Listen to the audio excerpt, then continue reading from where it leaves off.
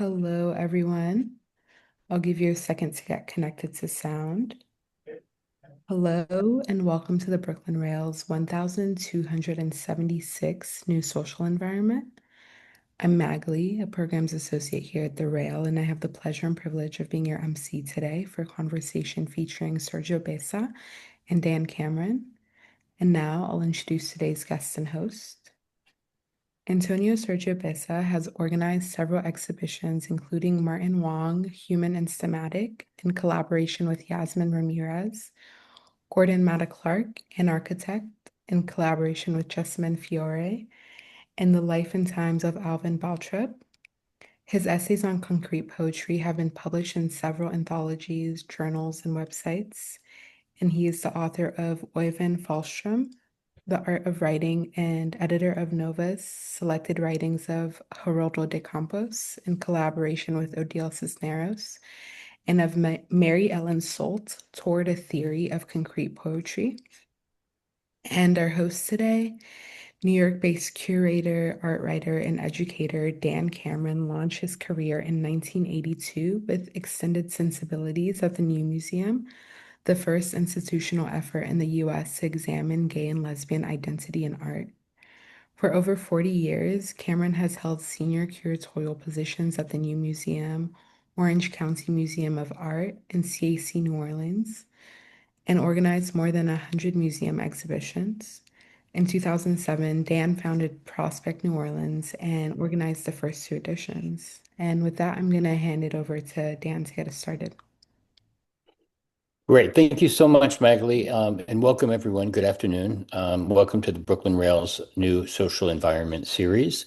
I am thrilled, beyond thrilled, really, to be able to be in conversation today with Sergio Bessa, who has been really a colleague for almost as long as I can remember.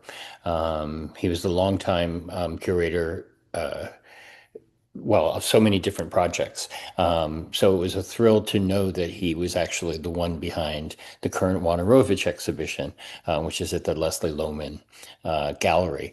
So welcome, Sergio. I just want to start by sort of, before we go to the documentation of the exhibition, how did this exhibition come to be? We all have different proposals Yeah, floating around. How did this show come at this particular time at this particular place for you? yeah. Thank you. Thanks so much, Dan. I feel then that all that I do started with you in a sense, because you did the Martin Wong, I did the Martin Wong. You did the David, now I'm doing David. And I also want to thank you for introducing me to the work of Caroline Schneemann, which was an exhibition that I absolutely loved. And from then I looked her up, and we became friends, and we did a lot of things together. So Oh, that's wonderful. I didn't know. I have always been a big fan. I was always seeing your shows at the New Museum. But back to your question, I have been always very interested in this idea of how some artists also deal with writing, and particularly since the 90s, when I was in grad school, I was very interested in how some poets sort of moved on to visual arts. So people like Vitor Conti, for example, or Marcel Brothers, and many others. But I begin to see David. I begin to see David as a painter, and then I went back and back and back, and then I realized that no, he was a poet in the 70s, and and he made his transition into the visual arts through the series of Rimbaud, which I think, and I really want your opinion about that, but I think it's one of the major works of the 1970s, when we consider that he shot almost 500 pictures to do the series. And it was a very humble project because the mask is just a Xerox copy, and he did with his friends. But what a genius to do something so powerful with so little means. So when I thought about all that, I felt like I needed to do something. And then when I began to bring people together in the project, it became more clear how central this work was to his life. In a sense, it's the pivot. It's the moment that he moves on from poetry, from writing, into the visual arts. Because later, just a year after, he begins to do the graffiti work, and then he moves progressively into installation and painting and so forth. But I wanted to kind of pull back the clock to the 70s. And I was also very interested in the monologues, which I think it's a major work of literature that hasn't got the respect that it deserves. I think people need to sink in their teeth, hands, fingers, whatever, in that work, because I think it's a major accomplishment for such a young man. I think he was maybe 23, 24 when he collected all those monologues. And then from there to move on to the humble, it's a amazing decade for him. So No, I think that's a great placement of it and chronology in terms of where he was going.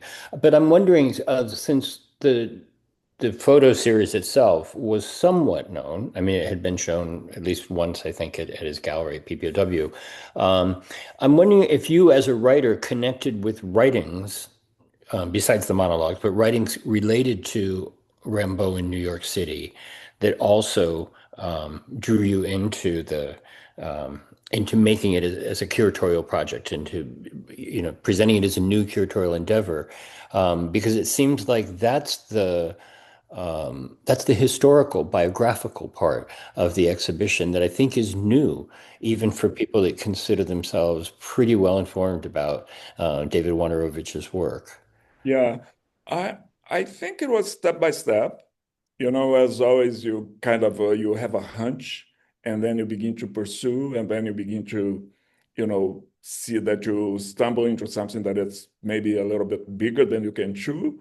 And but I feel like I remember seeing your show then, and you had some photographs, right? Did you have the whole series there, 24, 25 images? We did not. No, we had a selection You had a in selection. the museum. Yes. The same thing with so I'll tell you, the thing that I remember very clearly was when I went to see the retrospective, this last retrospective at the Whitney, At the Whitney, sure. and I was very, very frustrated, underwhelmed that the Humble series was spread out and didn't get the interpretation that it deserves, and it was diluted in in an ambient with a lot of different other things. And I felt, no, I think I need to do something about this. So I began to think about that. But then one thing that really helped me in this project was a little brochure that poet Anna Vitale put out through Ugly Duckling. And I was already thinking, I had proposed I actually proposed this project many years ago to the Bronx Museum, and they just kept like, oh yeah, it's a good idea, but we'll do in the future and this and that, and they kept just playing with me. But in this meantime, I found this brochure by Anna, and when I got it, I was just like, oh my God, she stole my work, in retrospect, right? I said, well, she's doing what I want to do, which is a whole approximation about this work. And Anna's brochure is really wonderful. And I actually invited her for the catalog, and she re-edited her essay, and it's part of our catalog. But through Anna's work, I realized that David had done almost 500 shots for the series. And then I realized how, complex the series was. And we had only seen the tip of the iceberg. And then another person that was very important to talk about was Phil Ahrens and Shelley, because we met in a dinner, and I said, oh, Phil, I had collaborated with Phil in some of the projects, borrowing, work from their collection. And I said, Phil and Shelley, I'm thinking this idea about the Rimbaud series. And Phil said, oh my God, do it. I'll help you. And I'll tell you what, I have a lot of things that you don't know about it. So I went to Phil's house and I realized that Phil had worked from the 1990 edition that was shown at PPOW. And then Hmm. he had a whole series that was created in 2004. And also, he had this amazing group of just documentary photographs of the series that David's boyfriend kept, Tom, and sold to Phil. So I was just, I began to realize that the project was much, much bigger than I had imagined. And that's when I had the idea, said, oh, Phil, I want to show everything. And Phil has been a major supporter of this project. He was very happy. I told him my concept of the book and this and that, and he went along. So, anyways, to answer your question, I think it was I had the initial intuition, so to speak, but I think speaking with people, and I'm very happy that I was able to bring all these guys in the publication. Another person that was very important was Alan Frame, because when Oh, I began to sure. talk about the work with Alan Frame, Alan said, oh, I did a performance of the monologues in 1983. I was just like, you must be kidding me. And Alan knew everybody. Still Alan knows does. everybody. And I said, Alan, how did you know about this? Because I think the book was published around that time. And said, well, it was Bill Rice. I was looking for, I think Phil, I'm sorry, Alan and Kirsten Bates had a sort of a performance group, and they're looking for texts to perform. And Bill suggests, oh, there is this young guy who just did this series of monologues. So Bill was the conduit, which is another really interesting link in this history of the New York underground in the late 70s, early 80s. So Bill Rice in particular. Bill Yes. Wright in particular, absolutely. Yeah, So there were a number of sort of serendipitous encounters and discoveries along the way that really made your decision to yeah, do the show yeah. even more inspired than it would have been without them. Yeah, and I feel I always say this to my students. It's just like I think as a curator, one of the things that I like the most is that I'm always learning. So, I You guys, don't what? Learning? I'm always learning. And I'm learning from my peers. I'm learning, from friends. And so it's like, oh, I have this idea. And people say, oh, what about this and this? And it's just like, and your job at the end is just to synthesize, cut and paste, and put together, something.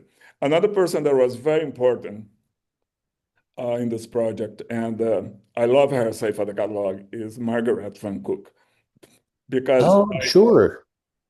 I had the hunch that there was something about um, the punk era and this and that, and I didn't know that Margaret had the punk band in the late 70s, She had a and punk band.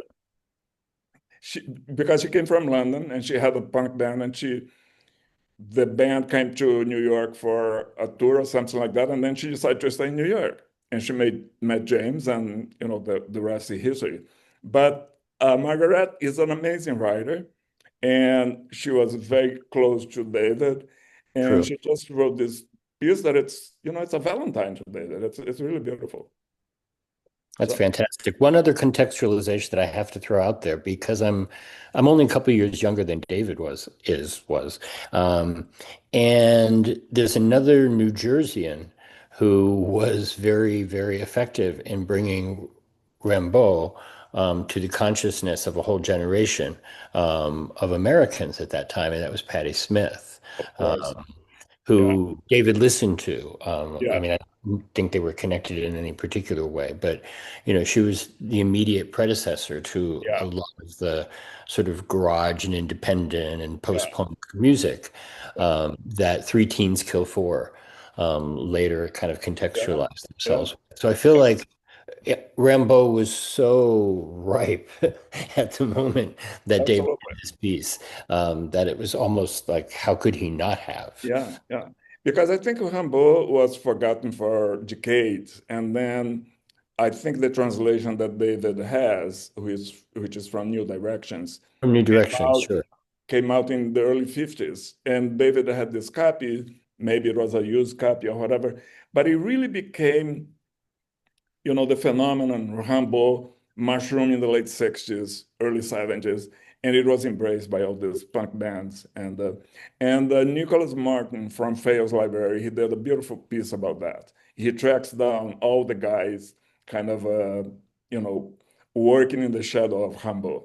So Oh, I mean poets and poets and musicians. No, Patti Smith and Tom like Betty. Verlaine Right. and Richard Hell.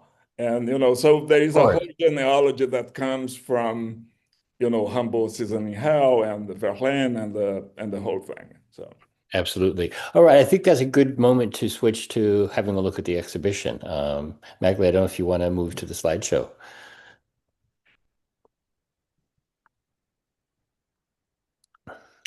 What is this? Is this one of the photos in the series? I don't remember. no, no, I wanted to include this, and we opened the exhibition with this because these are a number of photographs that I don't know how many in the whole, but we show two photos of this period that David made when he was living in France in 78, visiting his sister.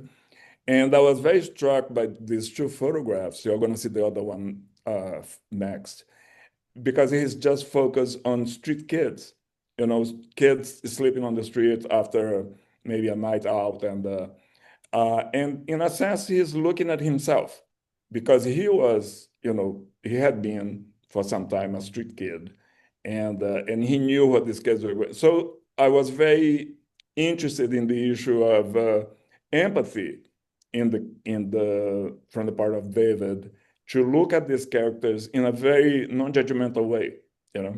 So we opened the exhibition with his copy of the Rimbaud and a photograph of these guys, which, in a sense, it was the life of Rimbaud as well, because when he would run away from his mother, he would just sleep on the whatever he could find.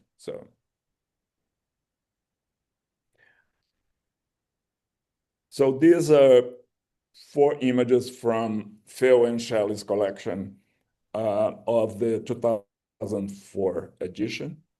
Hmm. Including a couple that were done on the piers, Right. Yeah. the West Side piers. Yeah.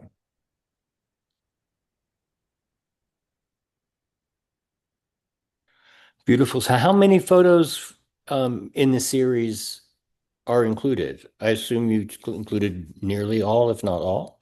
I think it's, let me see, 79. Yeah. I just heard here that it's about 79 from three different groups. We have the Tom Rauffenberg portfolio, as we call, which is about 32, 31, 32. And then a number of the works that was shown in 1990 at PPLW, and a few others from the 2004 portfolio.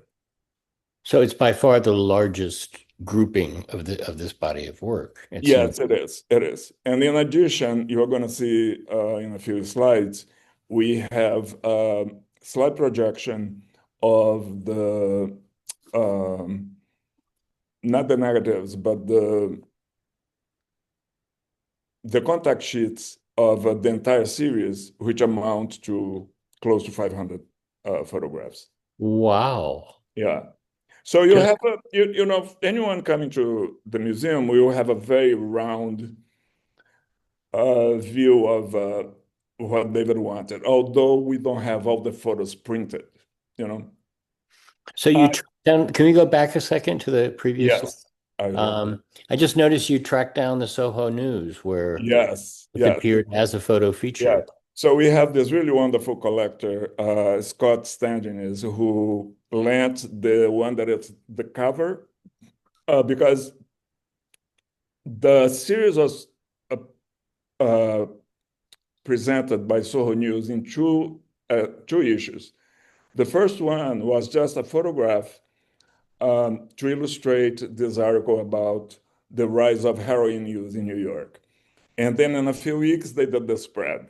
So Scott lent us this issue that has the entire issue and the illustration inside. We wanted to just show the cover.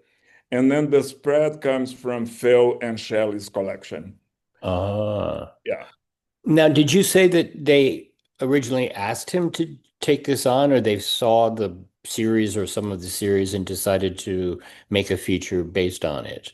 Or You is it know, not clear? I don't know. I tried to get my information about this in Cynthia's book, but I didn't get how exactly he got to Soho News. And I think since we are talking about that, then I think it's a miracle that this work survived, because this was in 1980. He had these few photographs he presented in the newspaper. And then in a few months, it was a selection of maybe 16 images in Little Caesar, the zine Little Oh, Caesar. sure. And then the series was forgotten for almost 10 years until 1990, when he had the exhibition at PPOW. And he had planned, it was in the garden, and there was paintings of these flowers with the very political texts. And when he told me that at the very last minute, he came with a bunch of photographs, said, I want to show this too. And it was the 25 photographs that he selected from the series. So it's a very mysterious work in that sense, that I think it's a major artwork from the 70s, and it was almost, uh, you know, uh, dismissed, thrown aside, because there was no gallery who could see a use to that. And this is the nature of problematic work, right? The artist has such a complicated vision that it's very difficult to market. And I think that's what happened with this work. Well, I would also say that David's vision, David's approach to making art, to being an artist, involves so many different languages. Yeah. Um, and I think at that time, I mean, I'm going to pull Carolee Schneemann back into the discussion. I think at the time, in the early 90s, the relationship between performance photography or between performance and photography was not yet as institutionalized and protected as it later became, I think, by museums and, Yeah. conservative departments. Yeah. But I think it was really easy to sort of think of, I mean, now I understand why you consider it such an important work. And a lot of it has to do with that fleeting nature, Mhm. with the idea that it was performance. Yeah. It was Absolutely. also political, and that it Yeah. was also literary. And also in a way that it was in danger of disappearing completely from the Yeah. historical annals. Yeah. All those factors kind of rolled into one make it Yeah. seem irresistible from the position that we're at today. But I'm still thinking of the fight that was going on well into the 90s of being able to consider photo documentation, photographs that documented performance works, as being serious in the same way that so-called fine art photography was. Yeah. Absolutely. Absolutely. Yeah. Sorry, I got on a little bit of a limb there. Now, there were no new prints made for this show, right? No. Everything was No, borrowed. there was a new edition that the museum issued as a fundraiser. But all the photos, they are from, from the from Tom's portfolio, which is sometime in the 90s, 80s, 90s. And then the edition that was done in 1990, I think we have about 21 of those images. And then we have another selection of the 2004. Now, the 1990 again, just to go back, that's when he showed up sort of at the last minute with the box of 25 photos. Exactly, And exactly. you have 20 of those. Yeah, yeah. About that. Great.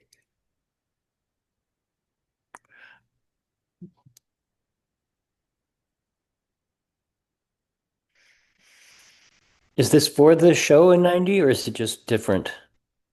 Uh, I want, because, going back to our conversation about the Humble as a role model for punk rockers, I wanted to have a little bit about his band, Three Teens Kill Four. And then when I was doing the research, I learned that uh, the foundation actually has a lot of copies of the lyrics that he came up to. So mhm. it's a great opportunity to show that. So it's a little bit, again, the transition from poetry into other medium. So, uh, and then you're talking about performance, and I was going to tell you something. I just remember what it was. I think it's one interesting thing about David that he was not overly theoretical.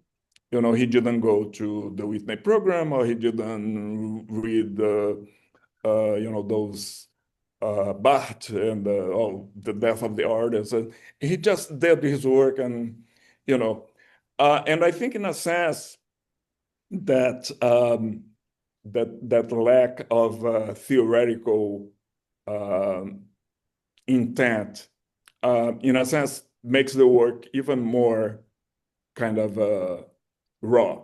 It brings a madness to it that it's, and I'm thinking about that because in my essay I mentioned Agent Piper's work, series of performances that she did at home, wearing a beard, and which in a sense it's about masquerade. It's the same issue of the humble, and she issued that in the wanted ads of Village Voice. But Adrian is a philosopher. She read a lot of theory, and she had the good sense of keeping everything. So all those works now are in the not all of them, but some of them are in the MoMA collection or in the collections. So there is that element of David that was just kind of doing it and not thinking about the canon or thinking about the history or thinking about the critical. It was just pure production. So I mean, I would extend what you're saying a little bit, Sergio, because yeah, I always felt that again, I wasn't really friends with David. We were contemporaries and our paths crossed and we knew each other and we chatted from time to time. He knew I was a big fan of his work, but that really didn't make us friends. And I felt that David maintained an aloofness towards the what he considered to be the institutional art world, let's say, right. of which because I wrote for Arts Magazine and occasionally for the East Village Eye, I think he kind of lumped me in a little bit with arts institutions. But when I was doing the exhibition of his work in '99 at the new museum, I read a lot of his work. I spent a lot of time just, as I'm sure you did too, immersed in his writings. And I was so struck by how he never shed the feeling of himself as an outsider, that he Mm, always saw himself as coming at art from a position of sort of powerlessness and lacking legitimacy and lacking, sort of that sense of, having a certain intellectual claim to legitimacy, for the theory of your ideas. And I think that made him push himself so much harder. yeah, Anyway, I think the honesty, you called it the rawness. I think he really, really pushed himself to an extreme yeah, to say things that were, absolutely unthinkable yeah, at the time. And today you read them and you think, my God, what insight and wisdom the yeah, man. yeah. And I think the word that we're looking for is uncompromising, right? He doesn't compromise. I'm thinking about something that I saw in the documentary that was made recently about him, Hmm. that the Minutions uh, commissioned him an installation. And it's an opportunity for him to have money and be in a big collection. And they give him a space I think in the basement of their house. And he scattered trash from the street in that. So it's a little bit a bridge with the punk attitude of the time, but also this resistance to be pigeonholed, to be made palatable, and yeah. And I think also it's something that maybe he got from, or maybe he identified with Peter Hujar, who was a very hard guy in terms of what to do with his work, or where to put his work, and that kind of thing. So yeah. No, I think Peter Hujar really gave David the first sense of himself as a visual artist. I mean, I Yeah. think the things that comes through that he could actually say, I myself am an artist, which I Mhm. think he has trepidations about before. So Yeah. can you talk about some of the documentation we're looking at here? Yeah, this is all comes from the Fales Library. Uh-huh. And again, what I was talking at the beginning, listening to people, and expanding the exhibition. When uh, I touched base with Nicholas Martin, who's the curator there, I just wanted to know about the photographs. They said, "Oh, we have a lot of things about the diaries and the journals and this and that." And in a sense, then I mean, I think I should have included everyone else as a co-curator, because it was really like people bringing material to my attention. And in this context, I don't know if the next slide will show this, but you have a little bit of it's two sheets of paper that he wrote the sequence of the images that he wanted to show. I don't think we have it, Magli. No, it's not that. Yeah, no, forget about it. It's fine. Um, but I hope you're going to see that then, because Nicholas made a very careful choice of materials in the library that actually kind of refers to the genesis of the project. So in these two letters to Napoli, he basically says, "Oh, I'm working on this series and this and that." So it's like the first kind of indications that he's at work on something like that. That's an amazing discovery. Yeah, yeah, yeah. And is Anthony Napoli still alive? Did he loan them to you, or are they at the Fales No, Library? no, this is all in David's papers at Oh, David's Fayette. papers, right. Yeah, yeah.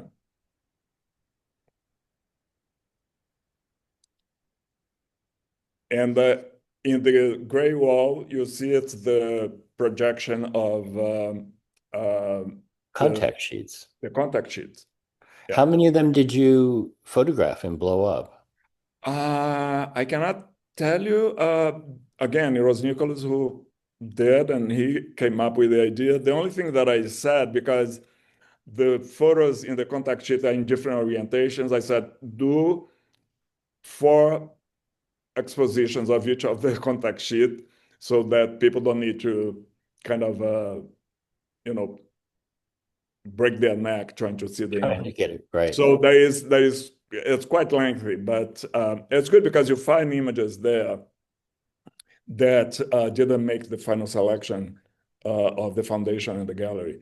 There is actually some uh, then that it's really interesting that it's like humble having sex. So there is actually someone on top of him, and it's such a great image. And I hope at some point the gallery will do an edition of that because it was a great discovery for me So up until now, it only exists as an image on the contact sheet. on the contact sheet and the negative. And And the this next, also is very interesting. Dan, you're going to appreciate this.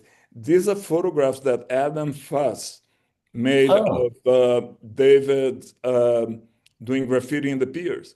And I was just like, this belongs to Phil and Shelley. And I said, yeah. Phil, Adam and David said, yeah, I don't know, they're friends or whatever. Because Adam comes from a whole different thing, right? Abstraction but I think at this point they knew each other and they They made friends through Hujar. That was probably. the connection, was through Peter Hujar, who was kind of accepted by Hmm. Adam and his circle. Yeah, yeah, How wonderful. I yeah, didn't know those at all. yeah, yeah. So those two walls in the back, these are the Tom Rauffenberg, Raffenbart, yep. Rauffenberg portfolio. So you can see that some of the images, they're very small because it was basically, test prints. Um, and we don't know exactly when David produced all that. So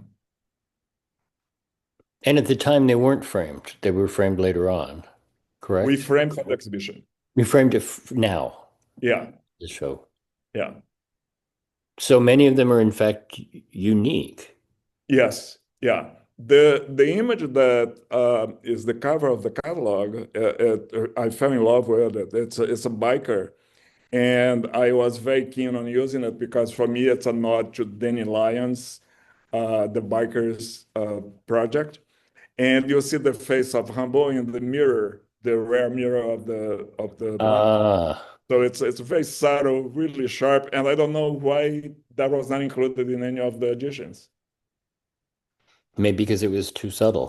Maybe it's this one right in the middle. Oh, yeah.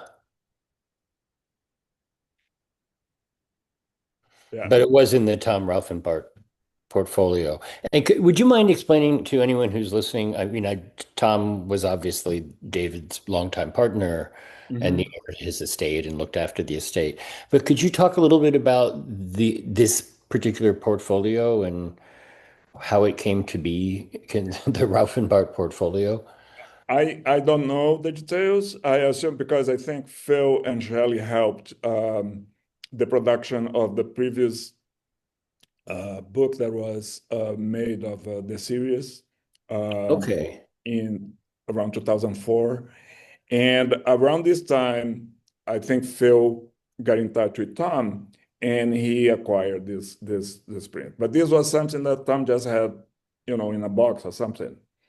And even in Phil's house, Phil just opened a box and you had like these very few images, so very archive-like uh, conditions. Amazing. Yeah. Yeah. Again, you have in the middle, you have the biker. It's such a great photograph. I'm very fond of that one. I think it's surprising how subtle they are when you consider the whole setup is you can Exactly. explain it in one sentence. I mean, Exactly. there's nothing complicated about what he's doing here, and yet the photographs themselves, the compositions, can be amazingly Yeah. subtle. Yeah. Absolutely. They are subtle, and also I think it's like, this documentation of New York at a very specific time. It's like um, it's like seeing a film from the 70s. It's a New York that it's not there anymore. You know, the French Connection or something. Something very gritty. Well, it was all they were. These were made in 79 or 79 to 80. Am I right? Yeah, yeah, Right. exactly. I mean, that's the year I moved to New York City.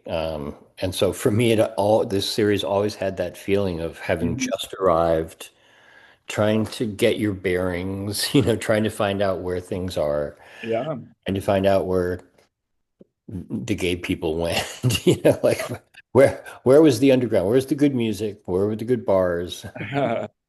Exactly. And Yeah. David seemed to know where everything was. Yeah, and for me, this is the part of the research that is still, I'm not totally satisfied with. It's like how he connected with all these people because this is a kid who's abused by his very abusive father, uh, sent to Missouri or away from his mother. And I think he even spent some time in an orphanage. So he had all the indications that he was going to be, you know, a pariah. And then all of a sudden he pulls himself together And, although it's a brief moment, but he does amazingly well. Not only amazingly well, but he does this in connection with key people in New York at the time, you know. Uh, Peter Hujar, of course, it's right up there, but all the dealers in the Lower East Side, they loved him. He collaborated with them.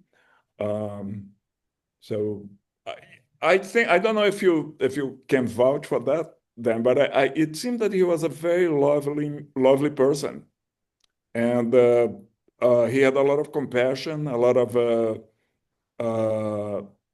kindness, and which is so amazing to think about that someone who had such a hard life, kind of you know become this very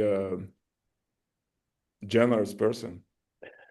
Well, I mean, like I said, I didn't know David well, but I think it's because of the difficult life that he had, that he was particularly drawn to people who also saw themselves as outsiders. Yeah, yeah, He was deeply compassionate, yeah, as you mentioned.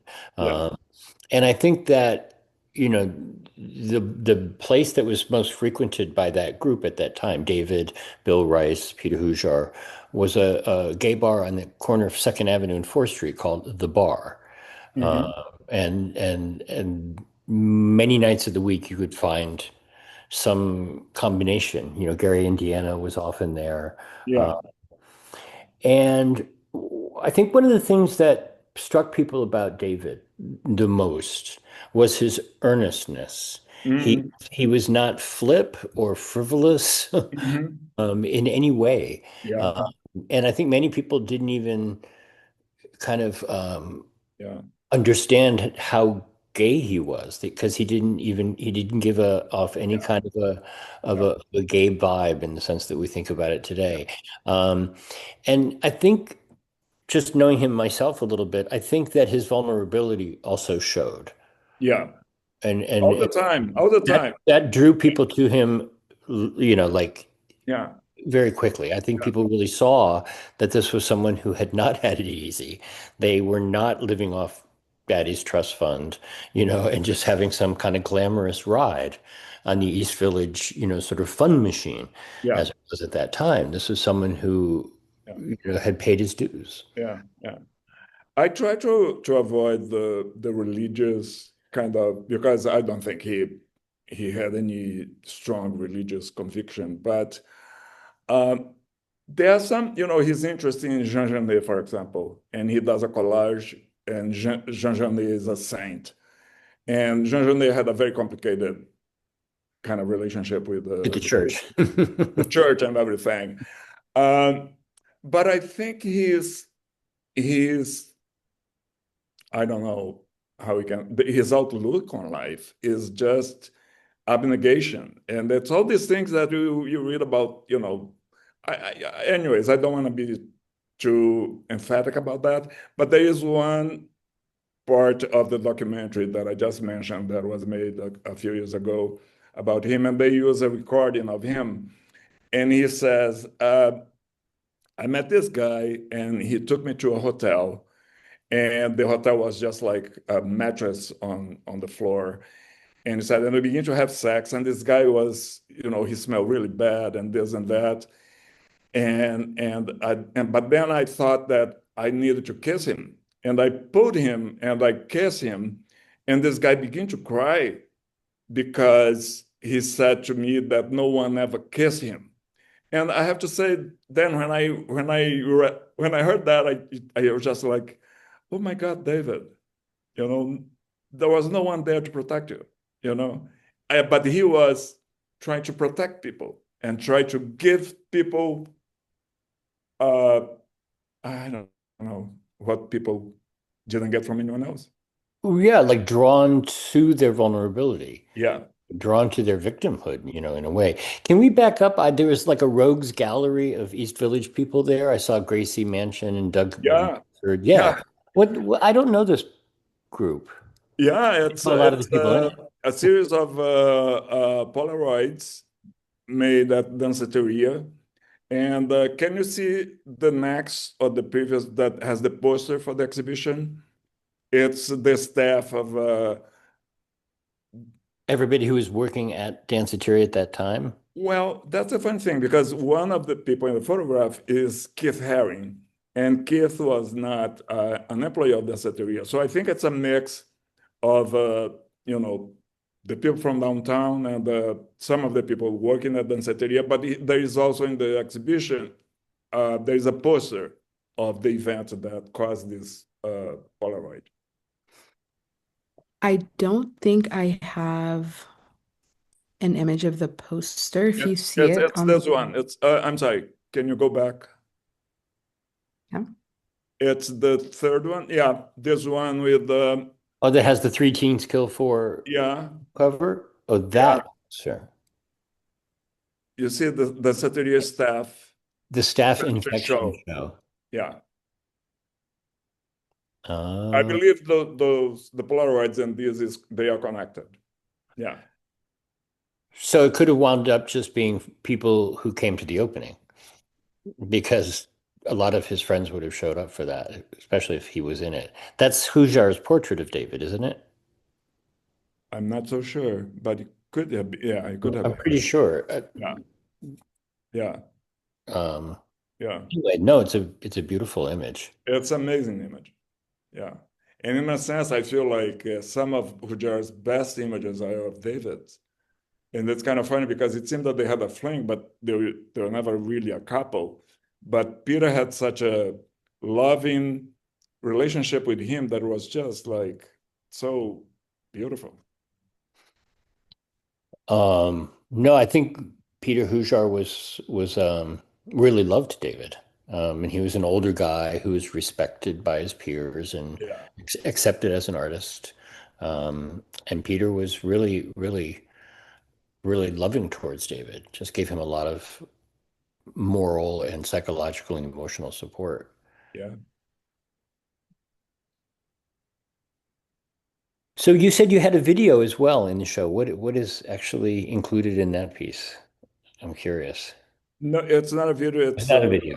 it's the slide projection that we just saw. Yeah. But we are gonna do an event in a few weeks, and I introduced to folks at the museum to James Wenty, and James made a video of David doing his last reading at the Drawing Center, and Uh, it's an amazing piece. It's an amazing piece because David had an amazing voice, right? he did. And this is like, you know, he knows he's going to die very soon, and he's just kind of letting it all out.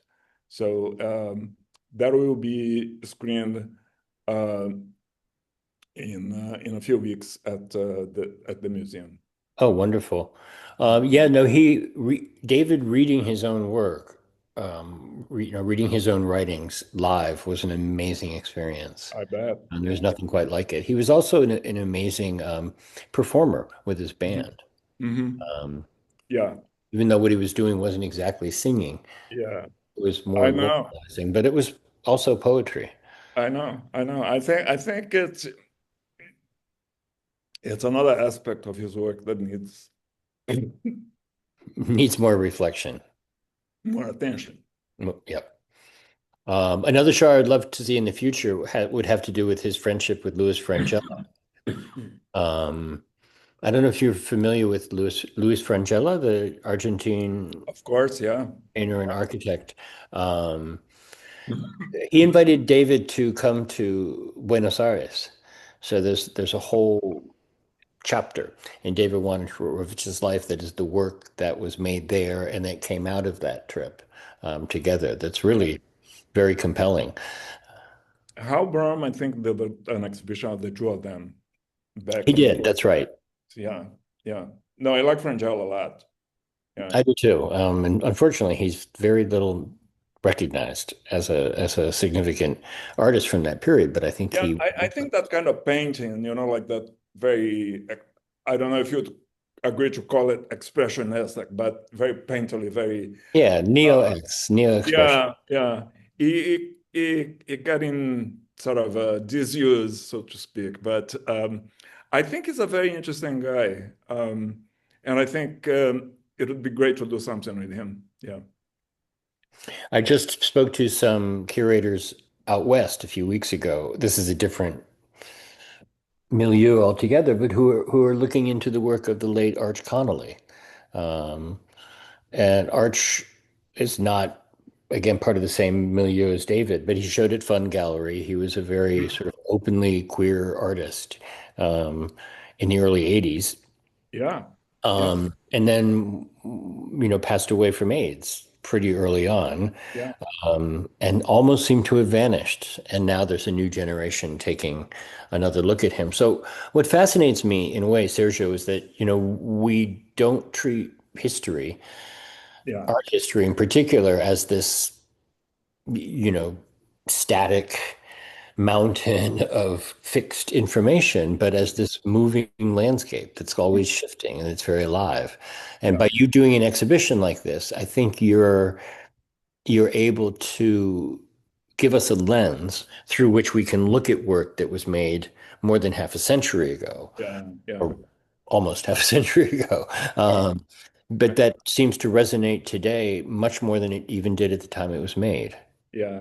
And to that point, then we had an event at Charles Leslie uh, apartment, and they asked me to say a few words, and I said, well, Borges, Jorge Luis Borges, he said in an interview that he couldn't read anything with less than 50 years old because he didn't have enough historical distance to appreciate the work. And I thought about this when I was doing this show because it's just like, okay, now we have distance enough to see this work and bring it to a more clear kind of context. So, but I think in terms of David, there's so much to unpack, and I feel, your exhibition was so brave because it came just a few years after he died. And I remember just like, oh my God, he did this and he did that and he did.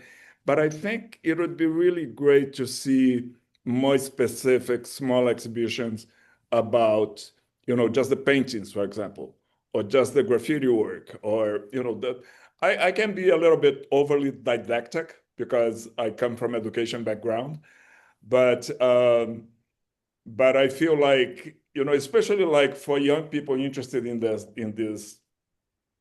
time, in this moment, I think it's very important for us to demystify, de-romanticize, and just kind of try to show as clearly as possible. So I love it that you're saying that. Thank you, Sergio. Something that came to me just now, spontaneously while we're talking, has to do with that. And when I was organizing the exhibition at the new museum, um, I became aware that his diagnosis, because he put off being tested maybe a little longer than he needed to, but when it was absolutely clear that he had AIDS, he made a conscious decision to stop painting and put down his paintbrushes because um, painting was taking too long.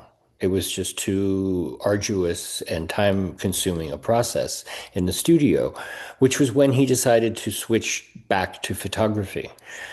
So from Rimbaud, right up until the last years of his life, mhm, photography, in fact, played a very minor role. mhm, I mean, it appeared at different points. But yeah, then this decision, which I think is kind of stunning if you're a photographer today, thinking about, wait, time is running out. I don't have much time left. I'm going to die soon. I better pick up a camera. yeah, I better rely on a camera to do all this work, to say everything that I have to say in the little bit of time that I have left. I just found that emotionally really hard to sort of grapple with at the time. yeah, yeah, absolutely. Yeah. Now, is there anything else that you feel like that you learned from this process, just putting it together? besides being someone who wasn't actually physically in New York at that time, so still learning from. Yeah. I feel this. I came to New York in 1988. I never met David, but I think I saw the exhibition at PPOW in 1990 because I have always been a fan of the gallery. I always thought they had one of the best programs. Uh, but to be able to gather all this. And then, the reception has been great. I think a lot of friends of David they have come to me and say, oh, this is so great to see. And so I feel like there's something about, maybe doing justice to David that I feel very uh, humbly proud of it, so to speak. No, Uh, well, you should. I but mean, also, it I seems have to like say, go ahead. Sorry. it has been great working with Leslie Lohman. I feel like I always admire the work, and I feel like the direction they are taking under the new leadership is just so clear, and I feel like the way they embraced the project and made it happen was just for me was just wonderful. So I'm very thankful to all that. Well, I think that doing this show is a great indication of a pointer towards what the future might be bringing us. Yeah, absolutely. Yeah.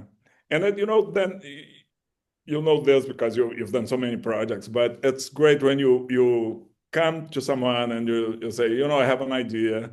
And they say, oh, that's great. I said, well, but I want to do this if I do a book. I said, oh yeah, we can do the book. And then it's just like, but and then they don't call me every week to get kind of follow-ups on fundraising. They have such a great operation that I was very impressed, and it has been just wonderful to work with them. And it's not just because Amy is right here by my side that I'm saying this, but it has been one of my best professional experiences for sure. So Well, I think you can guarantee that on Monday morning, Amy will have received 45 to 50 new curatorial proposals on her desk from I hope you will be listening letting into this anyone do show, that. Yeah, including from me. yeah. So I'm wondering if it's time to switch to questions. Mag, Yes, we have. yes, it is. Okay. We have a few questions lined up. First, thank you so much for such a wonderful conversation. And for audience members, if you have a question for Dan or Sergio, please submit it in the chat and we'll get right to you. The first question is from Michael Galb, and Michael asks, can you shed more light on the series of Polaroids taken at Danceteria? Who was in them? Was David present during the police raid? Who collected and kept all of these photos after David passed? I think who collected and kept everything was the foundation. Probably Tom. Everything was with Tom, and then Tom and Anna Vitali, they created the foundation and so forth.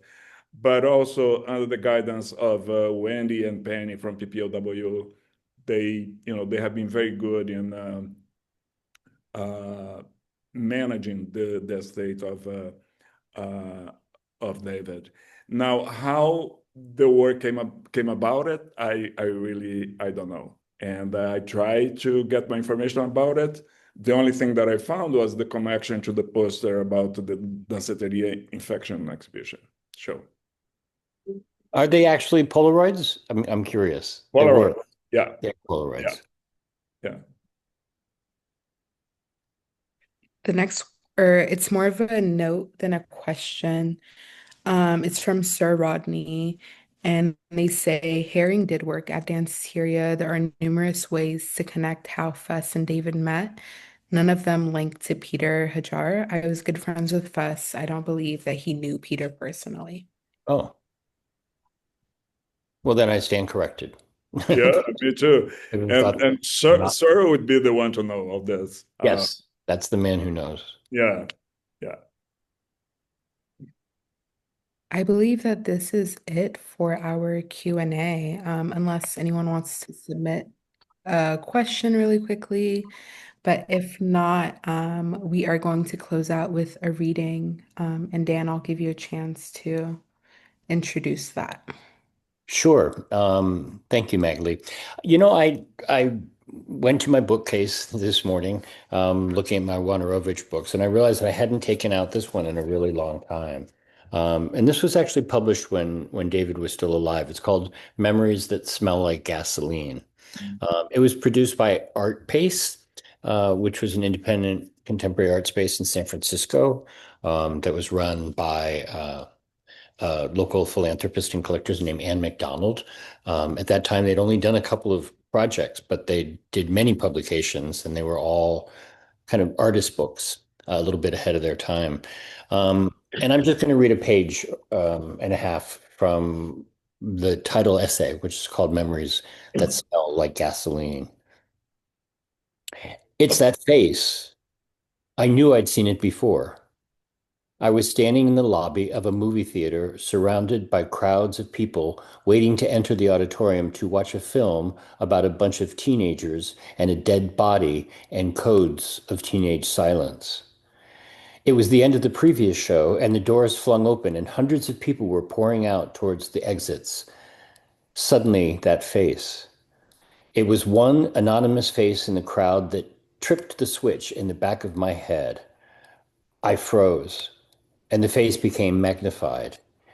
It expanded in size until it was 5 feet tall and disembodied and floating in the darkness of the open doors. I guess he froze too. He was a pale gray color with fastidiously combed hair plastered down around the skull, thin lips, bloodless and tight. His eyes were colorless and they widened for a moment. We both stood there, trying to uncoil each other's private histories and solve the dislocation of familiarity. I had been drugged, tossed out a second-story window, strangled, smacked in the head with a slab of marble, almost stabbed 4 times, punched in the face at least 17 times, beat about my body too many times to recount, almost completely suffocated, and woken up once tied to a hotel bed with my head over the side. All the blood rushed down into it, making it feel like it was going to explode. All this before I turned 15. I chalked it up to adventure or the risks of being a kid prostitute in New York City. At that point in my life, dying didn't mean anything to me other than a big drag. I had mixed feelings about death. When I was trying to get enough money to eat or find a place to sleep for the night, death actually seemed attractive, an alternative. I would go without changing my clothes or bathing for months at a time. I could see my reflection in the legs of my pants if I bent close to them. Periodically, if I had a surplus of money from spreading my legs in $7 hotels on 8th Avenue, I would walk into the Port Authority bus terminal and look at all the various names of towns painted on the glass windows of ticket booths.